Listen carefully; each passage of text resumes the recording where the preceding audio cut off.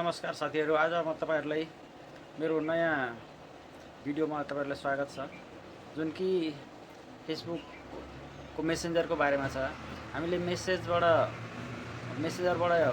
गरेको च्याटहरू इनकेस कारणवश डिलिट भएको हुन्छ, त्यो डिलिट भएको च्याट हामीले कसरी रिकभर गर्न सक्ने र कसरी रिकभर गरेर आफ्नो फोनको डिभाइसमा ल्याउन सक्ने, कसरी डिभाइसमा ल्याएर हामीले राख्न सक्ने र हेर्न सक्ने भन्ने विषयमा जानकारी गर्न गइरहेको छु साथीहरू। यो प्लिज स्किप नगरिकन यो मेरो भिडियो हेर्नु होला। आजको यो भिडियो एकदम इम्पोर्टेन्ट छ तपाईहरुको लागि।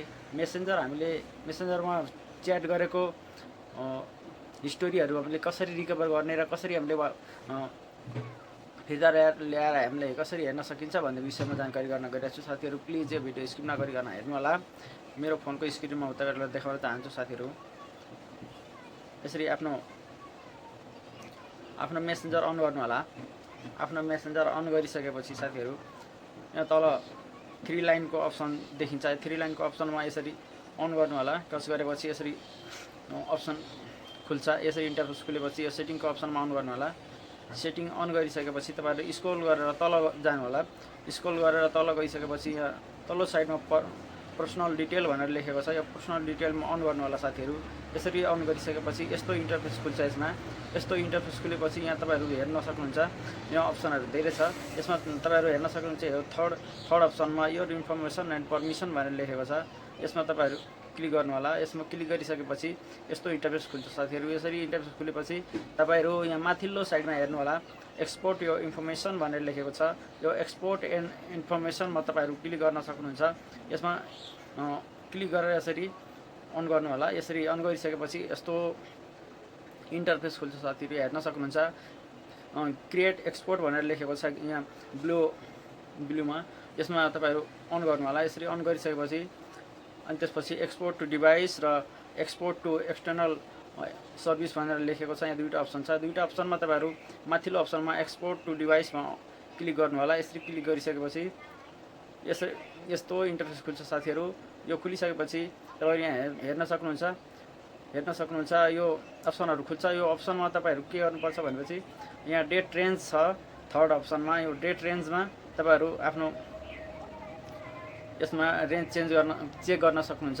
मतलब तपाईहरुलाई कति रेन्जको चाहिएको छ, कहिलेको डेटको चाहिएको छ। डेट रेन्ज भनेको तपाईको यस च्याट कतिसम्मको चाहिएको छ, जस्तै लास्ट विकको मात्रै चाहिएको छ कि लास्ट मन्थको मात्रै चाहिएको छ कि लास्ट 3 मन्थको चाहिएको छ कि जस्तै लास्ट 6 मन्थको चाहिएको छ अथवा लास्ट इयरको चाहिएको छ। अब तपाईहरुलाई यस्तै अप्सनहरु दिन्छ। अब जस्तै अल टाइमको पनि छ, कस्टम पनि छ, तपाईको अल टाइमको पनि छ। लास्ट 3 इयरको 3 वर्ष, 1 वर्ष, अनि त्यसपछि 6 महिना, 3 महिना, अनि 1 महिना, अनि 1 हप्ताको छ साथीहरू। यसरी चुज गर्न सक्नुहुन्छ। तपाईहरु चुज गरेर यसरी यो कल हिस्ट्री, च्याट हिस्ट्री तपाईहरु मेसेन्जरको हेर्न सक्नुहुन्छ। यसरी जस्तै म यसमा लास्ट विकमा म तपाईहरुको एक्जाम्पलको लागि लास्ट विकमा अन गरेर यसलाई सेभ गर्छु साथीहरू। यसरी सेभ गरिसकेपछि अर्को के छ भनेपछि फर्मेट छ। अर्को फर्मेटमा हामीले अन गर्नु होला। यसरी फर्मेटमा अन गरिसकेपछि HTML मा अन गर्नु होला। HTML मा अन गरेर यसरी यसलाई पनि सेभ गरिदिनु होला साथीहरू। यो सेभ गरिसकेपछि तपाईको यहाँ मिडिया क्वालिटी भनेर दिन्छ। मिडिया क्वालिटीमा तपाईहरु यसमा क्लिक गर्नु होला। यसमा क्लिक गरिसकेपछि यो मिडिया क्वालिटीमा पनि 3टा अप्सन दिन्छ साथीहरू। यो 3टा अप्सन मध्ये तपाईहरु अब कुन क्वालिटीमा डाउनलोड गर्न खोज्नु भएको छ र तपाईहरु कुन क्वालिटीमा राख्न खोज्नु भएको छ त्यो चाहिँ पाउन सक्नुहुन्छ यसमा अप्सन। जस्तै हायर क्वालिटीमा राख्नुभयो भने हायर क्वालिटीमा आउँछ, तपाईको डाउनलोड हुन्छ, रिकभर हुन्छ साथीहरू। र मिडियम क्वालिटी यदि अन गर्नुहुन्छ भने मिडियम क्वालिटीमा पाउनुहुन्छ र लो क्वालिटीमा गर्नुहुन्छ भने लो क्वालिटीमा पाउनुहुन्छ साथीहरू। जस्तै एक्जाम्पलको लागि म मिडियम क्वालिटीमा राख्छु। यो मिडियम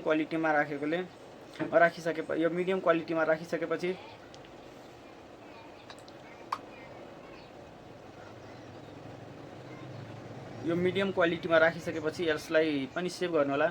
यसरी सेभ गरिसकेपछि यसमा स्टार्ट एक्सपोर्ट भनेर लेखेको छ। स्टार्ट एक्सपोर्टमा अन गर्नु होला। यसरी अन गरिसकेपछि आफ्नो यहाँ पासवर्ड इन्टर गर्नुपर्ने हुन्छ। आफ्नो पासवर्ड इन्टर गरिसकेपछि आफ्नो पासवर्ड इन्टर गरिसकेपछि यसरी यसरी अन हुन्छ साथीहरू। यसरी अन भएपछि आफ्नो यहाँ जुन इन्फर्मेसन डाउनलोड भनेर लेखिरहेको छ एभाइलेबल भनेर, एभाइलेबल इन्फर्मेसन डाउनलोड भनेको छ। यसरी अन हुन्छ साथीहरू। अब यहाँ अहिले प्रोसेसमा छ, यो प्रोसेसमा छ। यो तपाईँको कम्प्लिट भयो भने तपाईँको यहाँ डाउनलोड र क्यान्सल भनेर दुईवटा अप्सन दिन्छ। अहिले त क्यान्सलको अप्सन मात्रै आएको छ। यो डाउनलोड र क्यान्सलको अप्सन दुईटै अप्सन दिन्छ। यस्तो आयो भने तपाईँले यहाँ डाउनलोडको अप्सनमा क्लिक गरेर यसलाई डाउनलोड गर्न सक्नुहुन्छ। यो एकदम इजी छ साथीहरू, हेर्नु होला र डाउनलोड गर्नु होला। यो भिडियो प्लिज स्किप नगरिकन, यदि अहिलेसम्म हेर्नु भएको छ भने प्लिज मेरो च्यानललाई लाइक, कमेन्ट र सेयर र सब्सक्राइब पनि गर्नु होला साथीहरू। हस्, धन्यवाद।